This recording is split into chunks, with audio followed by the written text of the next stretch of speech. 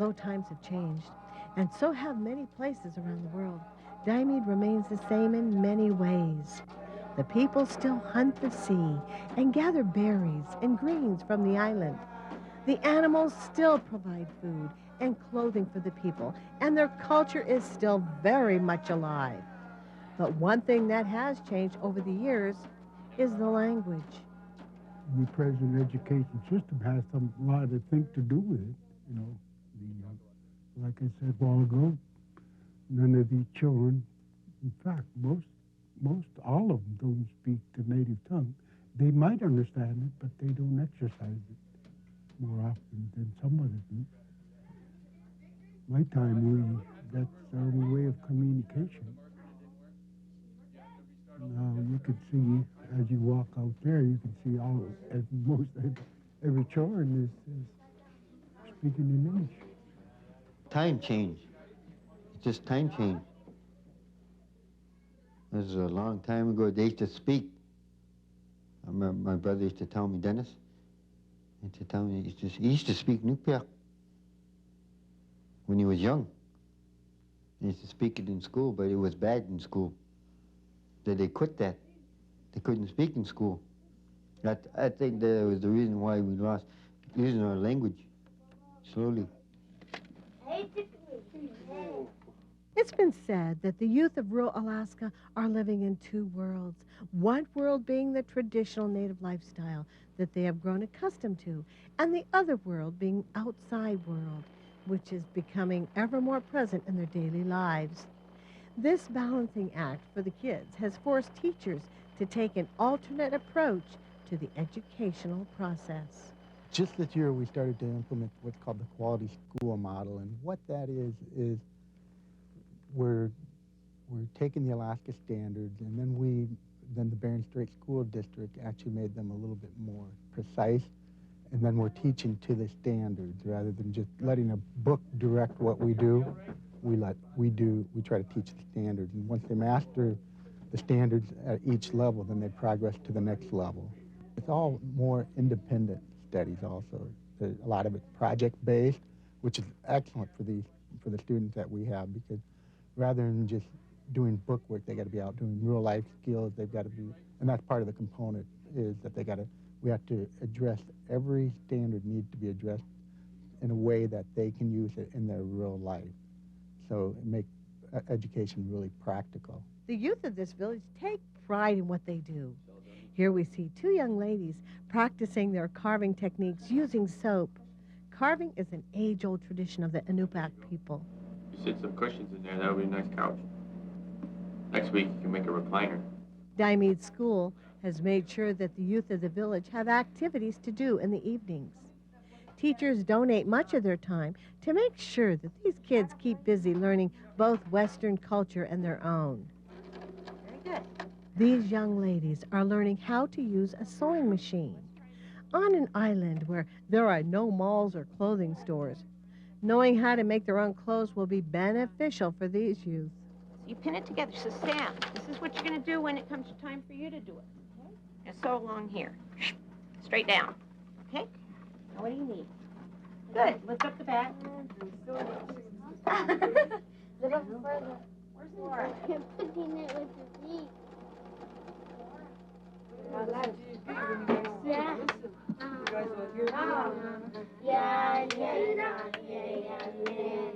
I have 7 children.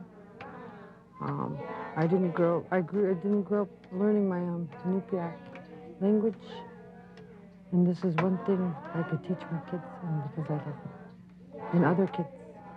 Andrea Soolook spends many of her evenings at the school teaching the youth many of the traditional songs and some not so traditional songs.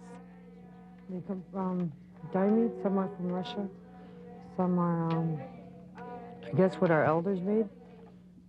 You know, like stuff that came before, like we have a helicopter song.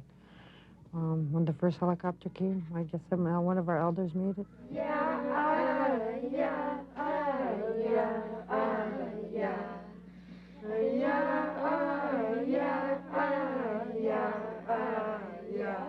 Something I value a lot. Something I'm good at. It took me years to really become good. And they get to know the right way to dance, you know, like I was taught.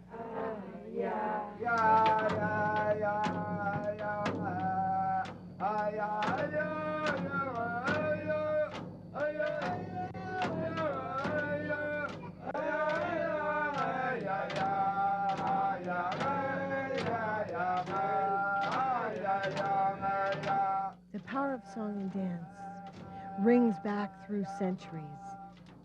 It's more than stories and movements.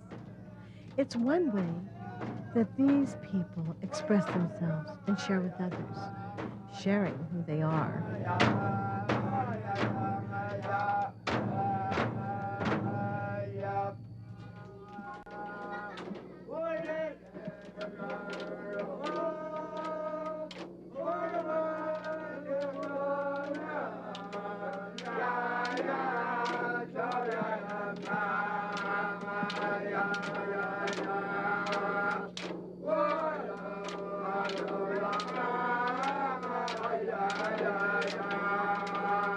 The motions do have meaning. It expresses some feeling, something they see, or somebody who created the song. It's just like a poetry.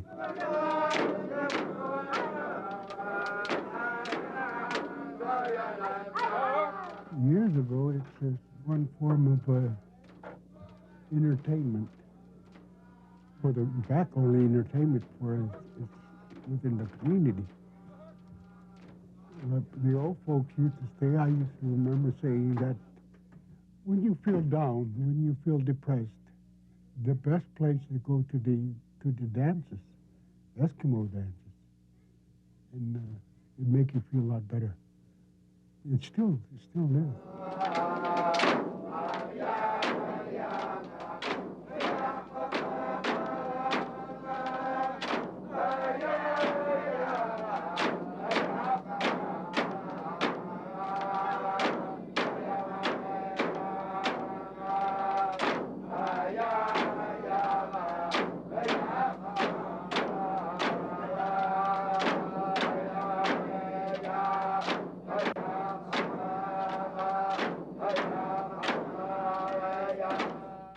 Once upon a time, there was a wise man who built his house in the Northland where it's cold,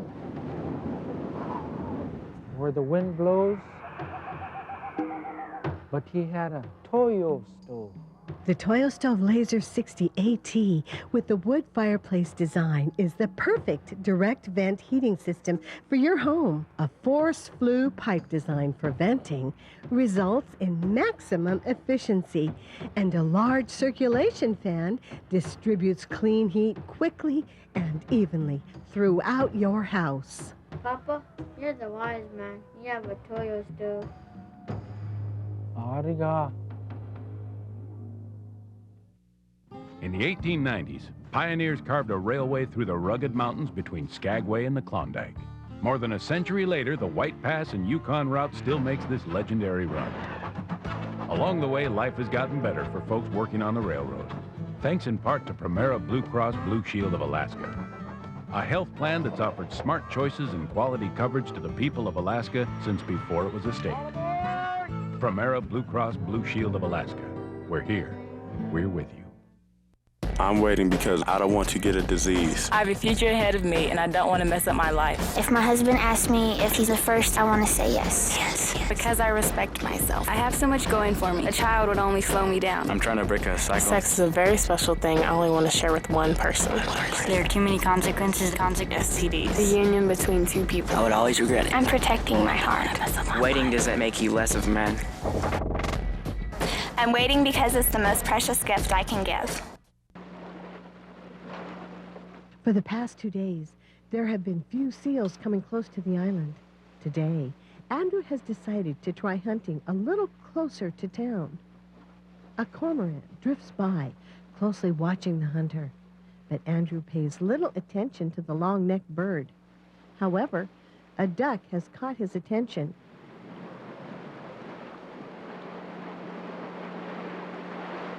Andrew slips around to the other side of the rocks to get a better shot.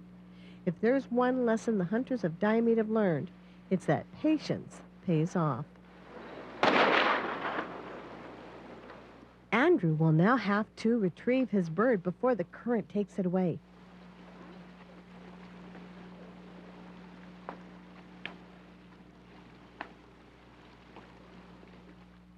As the bird drifts around the point, Andrew tosses his throwing line out.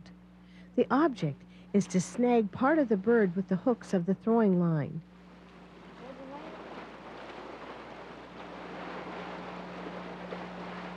Andrew will have to be quick because the weather is starting to change.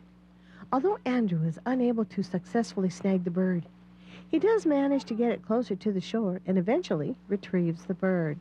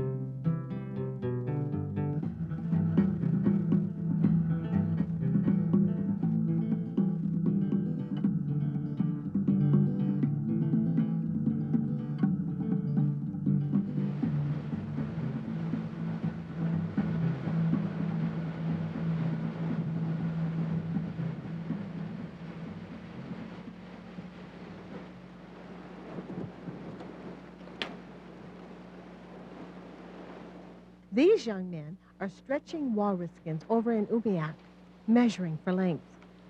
These skins will be measured and sewn together into one skin. The skin sewers of Diomede are experts at what they do. With a needle and sinew, the women will join together 5 walrus hides to form the waterproof skin of the Umiak. It's an art that they've learned from their ancestors.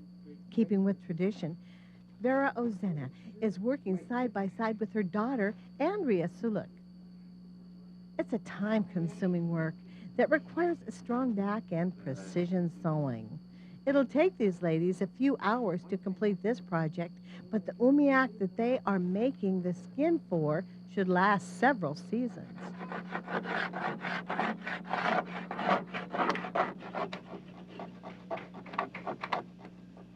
In the meantime, the Umiak must be cleaned and prepped before the new skins can be put on. It's a long process that can take all day to complete.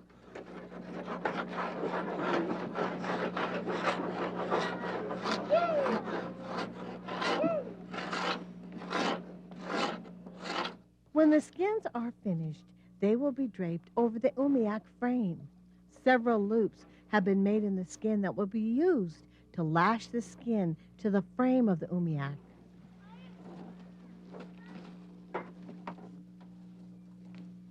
Travis Koyertuk is helping tie down the skins to the Umiak.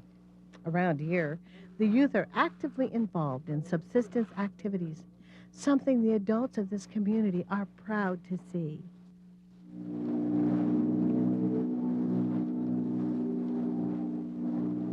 The Umiak is like no other boat. Umiaks can hold an incredible amount of weight, and unlike aluminum boats, Umiaks are extremely flexible and durable.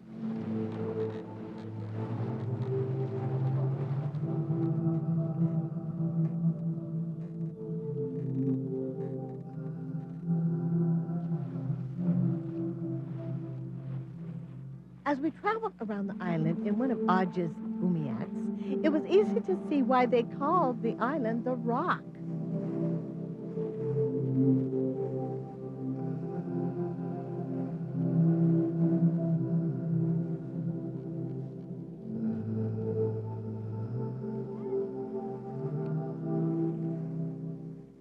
On the east coast of the island, we passed a popular place for picking berries and greens, known as the Valley.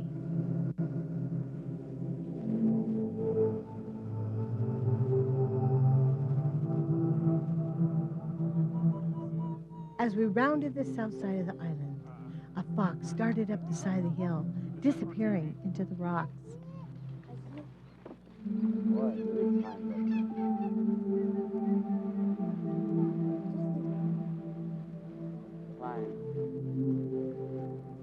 By the time we traveled around the island, the sun was setting and the lights of Diomede reflected off the water as though to say, welcome home.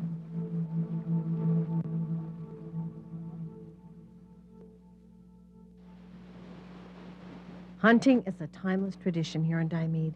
It's not something you just go out and do. It takes years of preparation to become a hunter.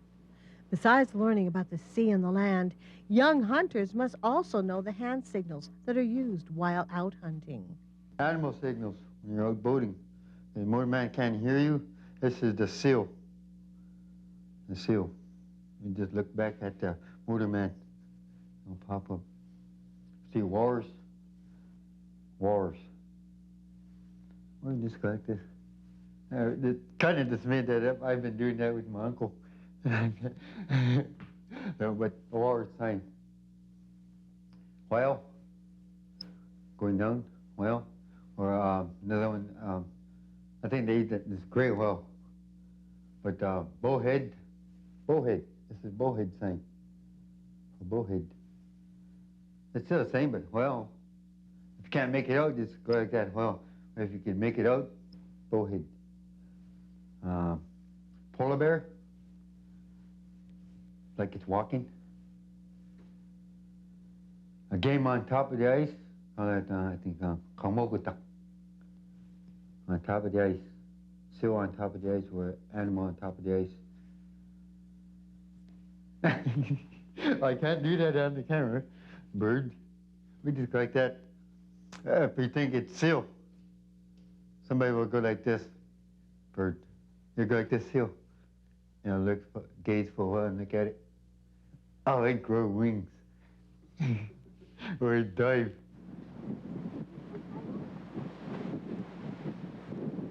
It's another day, and Andrea Kunayak is heading out the North Trail again in search of seal. There's often a great deal of time spent waiting for prey. Today, Andrew spends his down hours waiting for a passing seal, or he might not see anything at all today. It requires patience and an understanding of the animals and their habits that will eventually pay off for Andrew. My students came to me at the beginning of the year well prepared for first grade. They could write real letters. They could sound out words. Back at school, the kids are attending a pep assembly to recognize the outstanding achievements of some of the younger children. So, Marianne, you want to come get your certificate? Okay.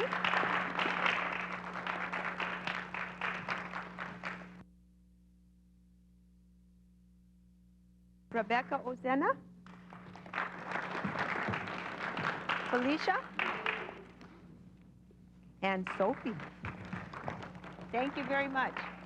This pep assembly is also a way for the youth to have a little fun at the end of the week.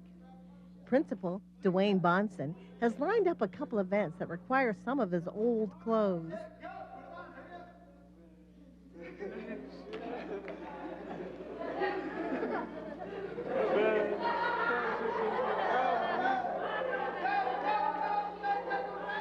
The object here: put on a suit and tie, run down to the other end of the gym, take off the suit and tie, and let your teammate do the same thing.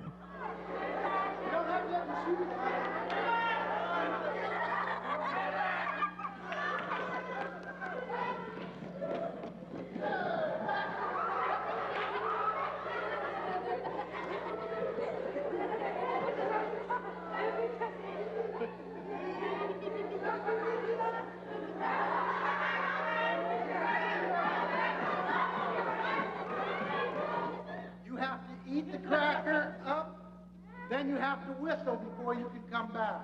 Sounds easy, doesn't it? The whole thing, the whole half. Stick it all in. Wait, man.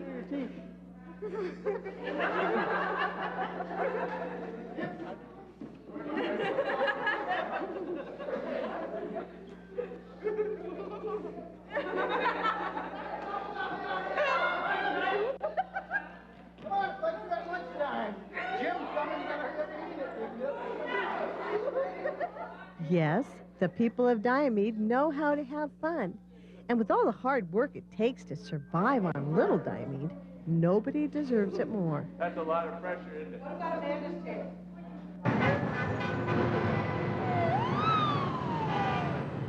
Around the world, the fast-paced tempo of city life continues. Everyone has somewhere to be, and they're probably already running late. But here in Diomede, it's back to the basics. The food must be caught, and the family fed.